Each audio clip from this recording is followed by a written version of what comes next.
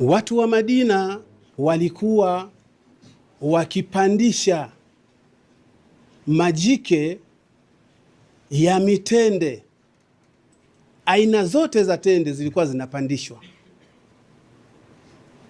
Wanachukua dume, lile dume wanapandisha pale kole lake, basi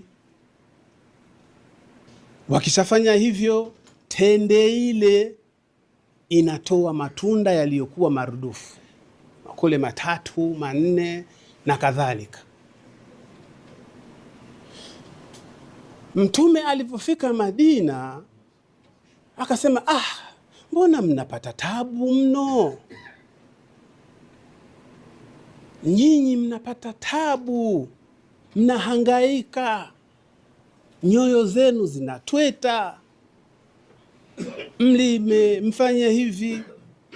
Kwa nini mitende msiiache yenyewe tu mpaka muipandishe?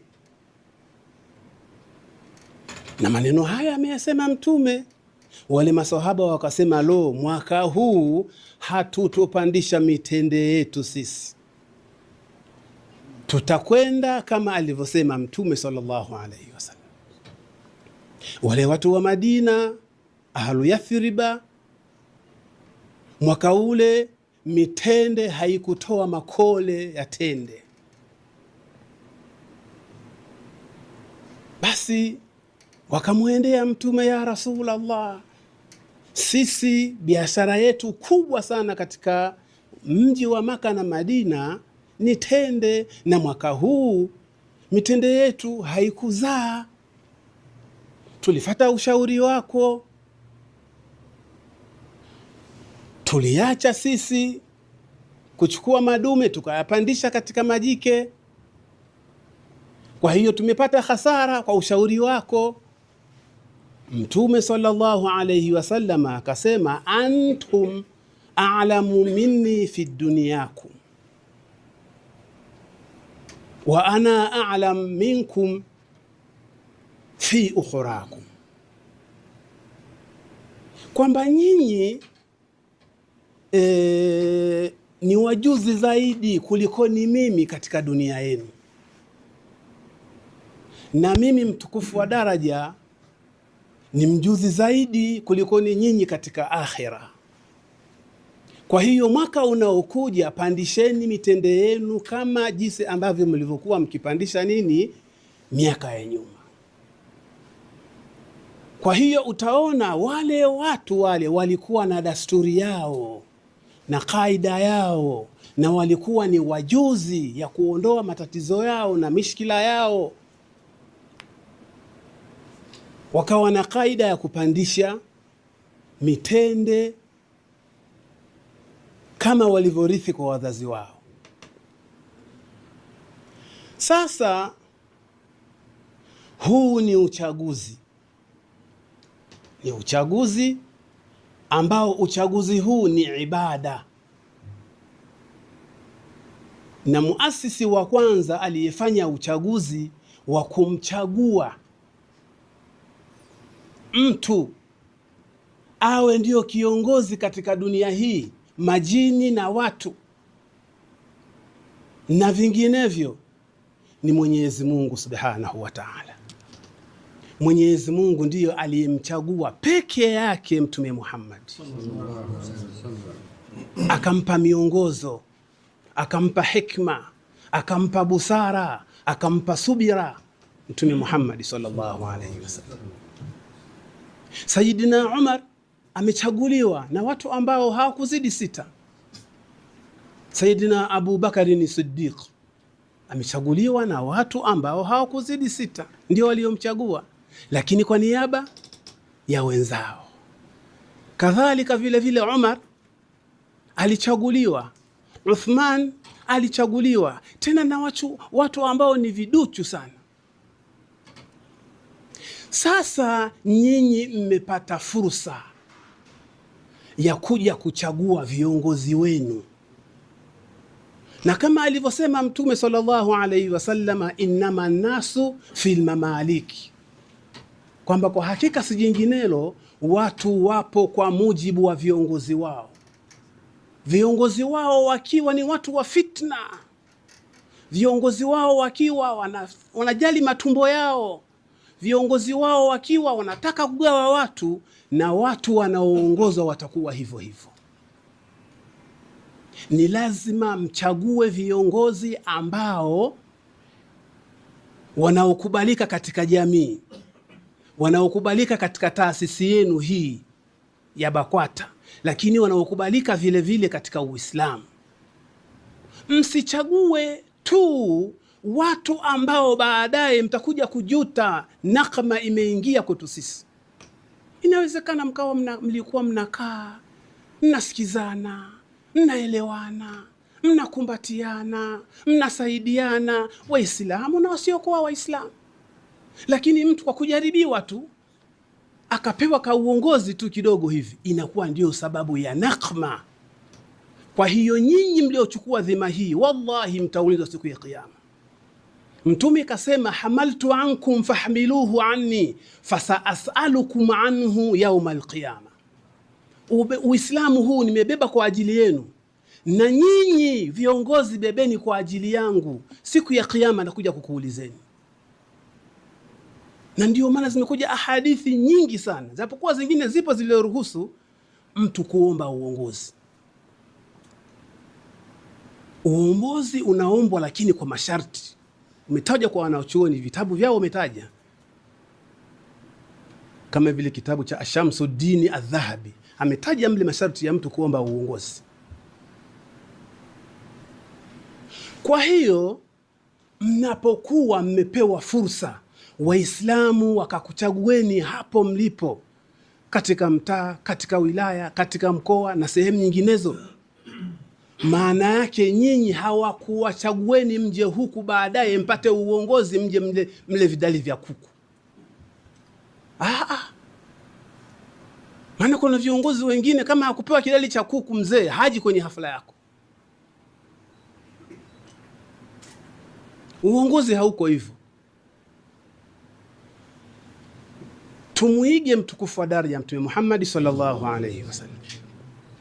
Viongozi wetu waliotangulia sisi wametuwekea uongozi miaka mitano.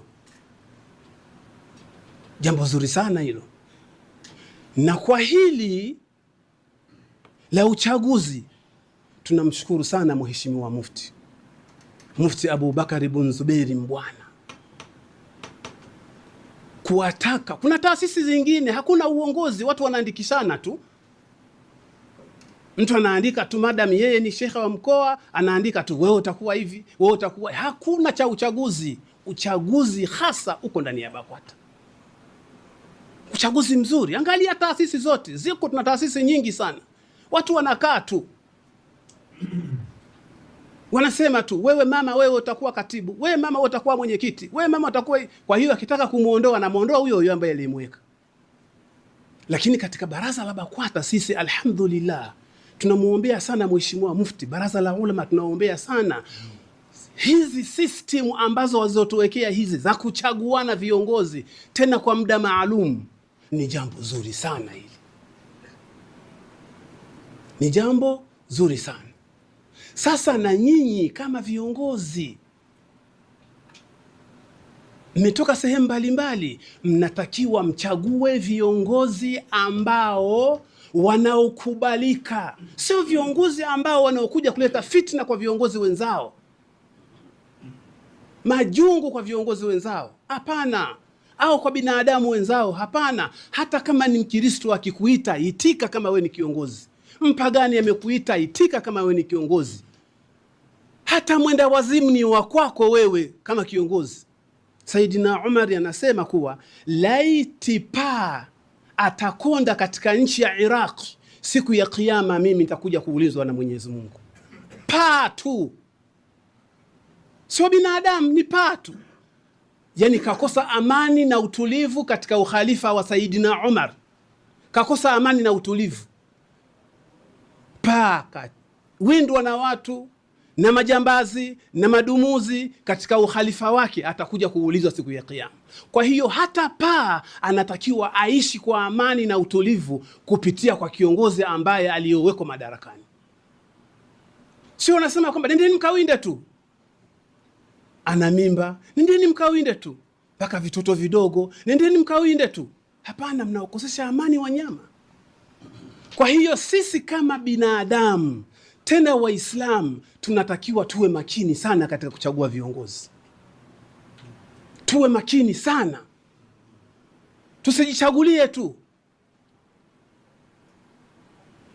Na mimi ninaamini kwa waliorudishwa wote na baraza la ulama hapa, sisi ndio ambao wenye kauli ya mwisho, ndio tunaishi nao, tunawajua. Sisi ndio tunayewajua sisi. Kwa hiyo ni lazima muwachuje. Mimi nilikwenda kusimamia uchaguzi mahala fulani, nilikaa miezi hii miwili, alinichagua marehemu mufti, nikaenda mimi kule. Watu walikuwa wanapeana pesa hongo, wanawahonga wenzao. Habari zile nikazipata, nikamchukua kiongozi ambaye alikuwa amepewa kwamba wewe utakuwa unatembea na shekhe kila mahala ninapokwenda, anatoa gari lake. Tukaenda sehemu ya kwanza hiyo, nikawaambia endapo mtu atakapokuwa amehonga pesa akakuhonga wewe 1000, 2000, 3000, kula halali kabisa hiyo. Idha utita shay'a min ghairi masala faqul wa tasaddaq, pindipo utakapopewa kitu bila wewe kuomba, kula sehemu ya kitu kile, toa sadaka. Hata kama mtu kakupa milioni 5, ubakatakata humu utamuhonga mtu shilingi ngapi? Akikupa mzee, kula hiyo pesa hiyo, kula alafu mnyime kura. Na mpaka kwanza mtu uhonge. Hivi viongozi, uongozi unatoka kwa Mungu. Uongozi ndugu zanguni unatoka kwa Mungu, na uongozi una kikomo chake. Ima kwa uzee utakuwa uongozi utaweza kuuacha, ima kwa maradhi uongozi Mungu ndiye muweza, au ima kwa kifo unaweza ukafa na uongozi kwa uacha. Sasa fitna ya nini? Balaa za nini? Mikwela ya nini? Kwa hiyo mimi nimezungumza haya ndugu zangu, nyinyi ndio almuhur nyinyi. Kwa hiyo chagueni viongozi ambao watakoingia katika kiongozi wasituletee balaa katika nani hii, katika Uislamu wetu. Chagua kiongozi ambaye atakayekuwa ni mtumwa wa Waislamu, sio atakayekuwa yeye anataka atukuke katika Waislamu. Kama ni kwenye msikiti, asiwagawe watu kwa msikiti. Kuna mtu mmoja, mimi huwa natoa sanda, kwa kumalizia tu, huwa natoa sanda bure. Huu mwaka ni mwaka takriban wa 7 au wa 8. Mtu akifa natoa sanda bure. Mtu mmoja akaendewa, bwana wewe ndio kiongozi wetu mahala hapa bwana, tunaomba bwana mwambie shekhe bwana atupe sanda, kuna ndugu yetu bwana kafariki. Unajua bwana, hata kupiga msaki sijapiga msaki. Unaona, yaani kupiga tu simu kuniambia mimi sanda hatoi yeye, anatoa shekhe. Sasa wanamwambia mzee, unajua sisi wewe ndio kiongozi wetu, na sisi tunataka tuchimbe kaburi mapema, wakati wa Tabora warudi kwao, siji wa Mwanza warudi kwa sasa, tusaidie bwana. Kwani nyinyi mwenyewe shehe hamumjui? Nendeni basi huko. Unaona mnanitafi, hata chai sijanywa. Hebu fikiria kiongozi kama vile mtu wa namna hii anafaa kuwa kiongozi huyu? Anayetoa sanda ni mtu mwingine, wewe kinakuuma kitu gani? Kuwasaidia tu hao.